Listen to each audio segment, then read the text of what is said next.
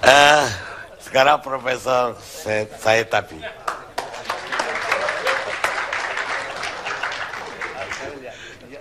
Terima kasih Pak Karni. Sebetulnya saya mau masuk pertama-tama dari Mahkamah Konstitusi.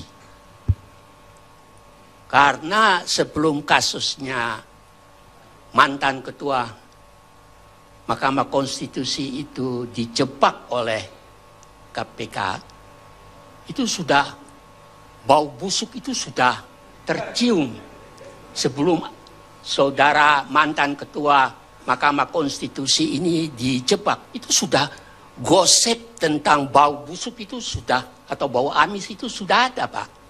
Waktu itu juga saya bertanya-tanya, kok ini gak dijebak atau dari apa gitu. Tapi saya tidak mau masuk dari situ. Saya mau masuk karena tadi saya melihat mantan murid saya yang jadi hakim ini di Mahkamah Konstitusi bicara tentang 3 aspek yang saya khawatir kalau saya tidak tanggapi, nanti setelah keluar dari sini saya bisa dapat telepon macam-macam.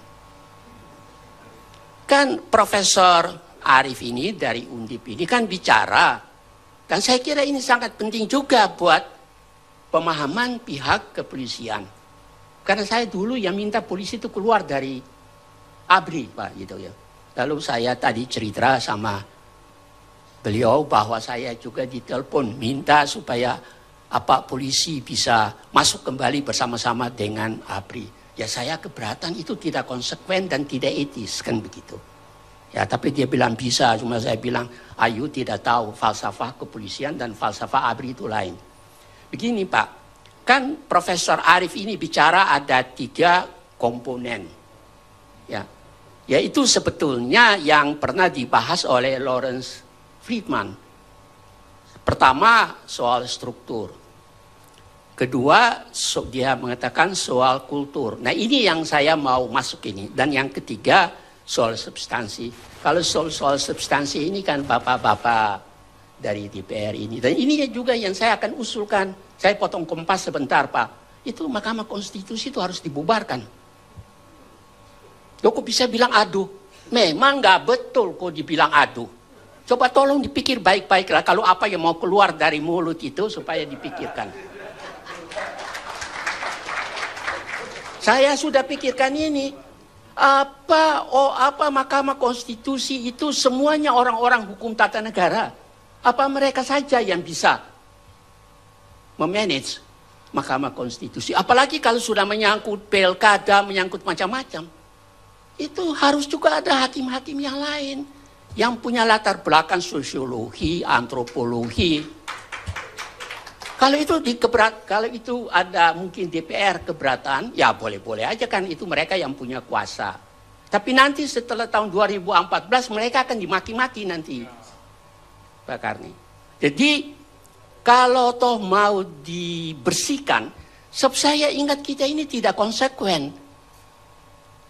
Saya baca Perpu. Bapak Presiden bilang anggota hakim Mahkamah Konstitusi harus 7 tahun. Buat saya 7 tahun, 5 tahun, 10 tahun itu hak beliau.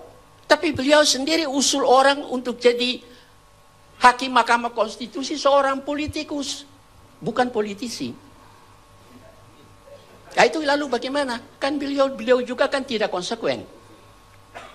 Nah, jadi saya kasih bahan kepada yang terhormat wakil rakyat di sini supaya memikir bagaimana. Karena mereka itu mengambil keputusan final and binding. Bayangkan itu. Kenapa? Tidak bisa dikoreksi lagi. Apa mereka tuh memahami mentalitas dari Papua sampai ke Aceh. Untung itu dari Maluku. Coba kalau itu yang barusan itu dari Makassar. Wah itu lebih celaka lagi itu nanti. Ya. Jadi Pak Karni, kalau bicara soal kultur, yang ini saya juga mau sampaikan, sebetulnya saya sebagai pendidik dan rekan saya juga sebagai pendidik dari UI itu, ini masalah kultur ini butuh waktu, bukan 1-2 tahun, generasi. Tapi bagaimana kita mau memperbaiki? Saya tidak akan minta maaf sama para hakim atau mantan hakim. Coba sekarang dari dulu sampai saya umur 81 tahun, saya belum pernah dengar ada hakim minta gratifikasi perempuan untuk main seks. Tidak ada itu. Ayo, betul kan Pak? Di Bandung. Dan bagaimana? Menteri Pendidikan kita sendiri mulutnya sakit ketika anak-anak SMP bersetubuh di sekolah difoto oleh teman-temannya. Ini mau kemana negara kita ini? Masyarakat. Saya tidak pernah dengar komentar dari Bapak Presiden, apalagi dari Pak Menteri. Nah, bagaimana pemilu ini bisa jadi bersih? Menteri Dalam Negeri sendiri diam aja ketika daftar-daftar apa itu. DPT itu kacau balau.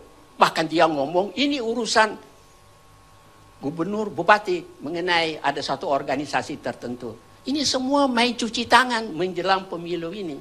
Dan saya kira setelah pemilu ini selesai, mereka-mereka ini semua harus diajukan untuk mempertanggungjawabkan perbuatan-perbuatan mereka.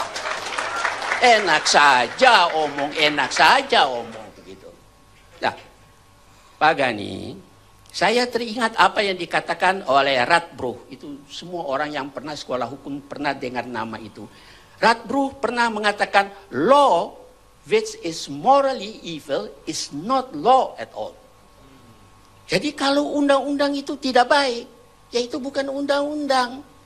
Apalagi kalau ini negara Pancasila. Kecuali kalau negara pecah silat, nah itu soal lain lagi. Ya, nah, jadi tadi saya dengar, ya ada yang mengatakan ini pengalaman. Saya baru baca beberapa hari yang lalu dari majalah Time tanggal 4 supaya kalau ada yang meragukan boleh buka majalah Time tanggal 4. Dikatakan begini, you have to walk in people's shoe. Anda harus berjalan di dalam sepatu dari rakyat. Ya toh? Before you can understand their experience. Lah ini hakim-hakim ini kan umurnya berapa? Kan hampir sebagian besar murid saya. Bahkan ada hakim Mahkamah Konstitusi yang akademik standingnya saya ragukan. Dia sendiri tidak tahu pencurian listrik ketika saya bilang itu di kota Schravenhagen. Bagaimana mau angkat hakim seperti begini? Terus diambil juga anggota majelis kehormatan. Saya lihat ada anggota majelis kehormatan yang perilaku di waktu yang lalu juga abu-abu untuk tidak mengatakan yang hitam. Jadi bagaimana Pak? Nah, saya mau pesan saja sama murid saya yang sekarang sudah jadi, coba tolonglah ubah itu kelakuan itu. Apa memang yang jadi bajingan ini hanya ketua Mahkamah Konstitusi saja? Coba sekarang undang orang dari Arab untuk potong satu jari dari dia supaya dia tahu. Kan dia bilang begitu. Bahkan ada juga, kalau saya tidak salah, yang mengatakan boleh potong leher saya. Pak Karni punya pengalaman sebagai wartawan dan sekarang dengan ini Bapak terkenal di mana-mana. Orang-orang yang ngomong begitu itu kata mungkin sosiolog tahu itu bluffen Pak. Bluffen itu artinya cuma gertak saja. Potong leher saya, potong jari saya. Padahal bajingan itu semua itu Pak.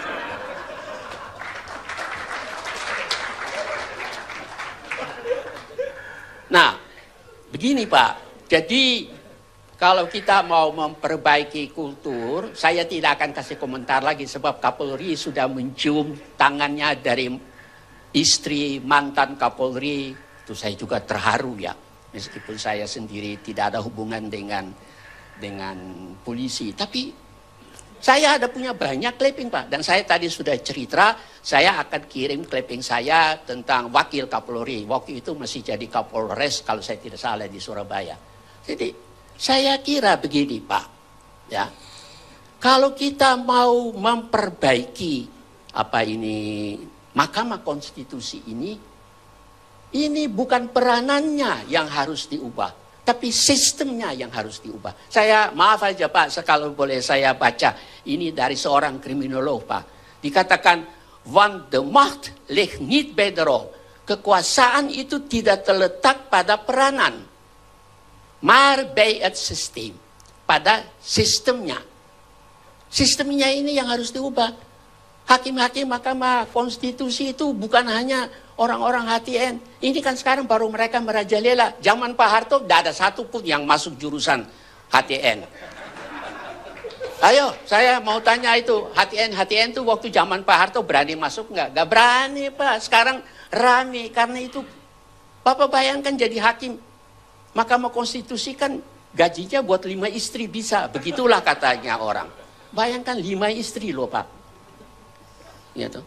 Dan coba lihat istri-istri sekarang. Ya, toh. Satu kali jalan bisa 1 M. Lo tahu dari mana? Begitulah kata majalah Tempo. Jadi kalau ada ibu-ibu di sini yang merasa tersinggung, gugat saja majalah Tempo. Saya ada bawa clippingnya di sini.